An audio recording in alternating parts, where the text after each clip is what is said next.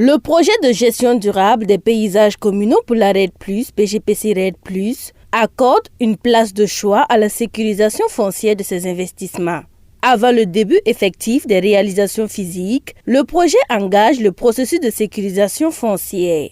Dans la commune de Zawara, par exemple, le PGPC RED+, a mené des négociations avec les autorités coutumières et les membres du Conseil villageois de développement pour la sécurisation des espaces de conservation.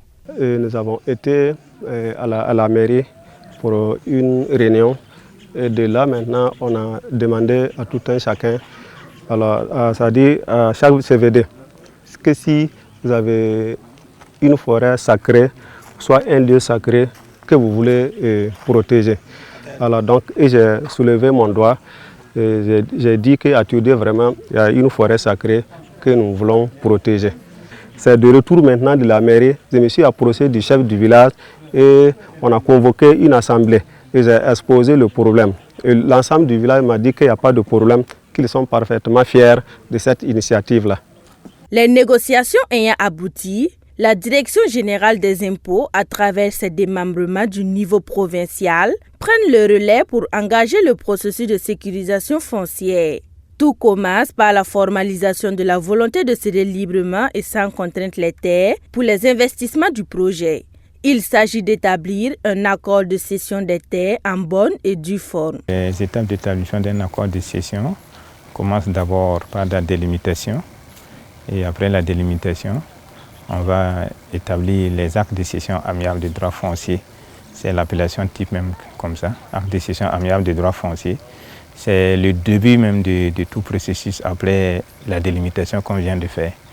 Voilà, c'est juste après la délimitation qu'on ait la superficie et on procède maintenant à l'établissement des actes de cession en réunissant les propriétaires terriens, en les questionnant et en mentionnant dans le document qu'ils ont cédé leur terrain de façon gratuite ou contrepartie. Une fois l'acte de cession établi et signé par les parties prenantes, une autre étape est engagée. C'est celle de la matérialisation des limites du terrain cédé, établie de façon inclusive et participative lors de la délimitation. On va délimiter d'abord, faire sortir le croquis. Le croquis du terrain, c'est un plan qui montre les différentes dimensions, le plan de situation où le terrain se trouve. Après ça maintenant, on va essayer de monter les plans de bornage. Le plan de bornage, comme on le sait, il est juridique. C'est après ce plan de bornage et les PV de bornage qu'on va monter la copie du titre foncier. Dans sa stratégie d'intervention, le projet de gestion durable des paysages communaux pour la RED+, PGPC RED+, veille à ce que les sites sur lesquels il investit soient enregistrés dans le patrimoine communal.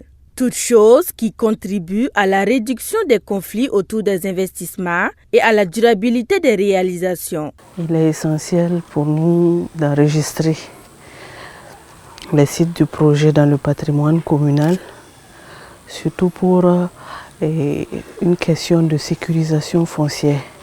Parce que tout le monde sait l'ampleur que le problème foncier amène de nos jours.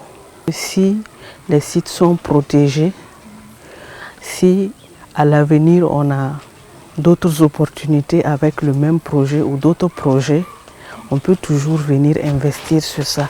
Les travaux de sécurisation foncière des investissements du PGPC RED+, ont permis l'immatriculation de 39 espaces de conservation, l'élaboration de 23 chartes foncières, la mise en place et la formation de 544 commissions foncières villageoises et 544 commissions de conciliation foncière villageoise. Le projet de gestion durable des paysages communaux pour la RED+, travaille à faire en sorte que la compétition autour des ressources naturelles dont la terre soit pacifique. Dans un tel contexte, la sécurisation foncière se positionne comme un facteur de renforcement de la cohésion sociale.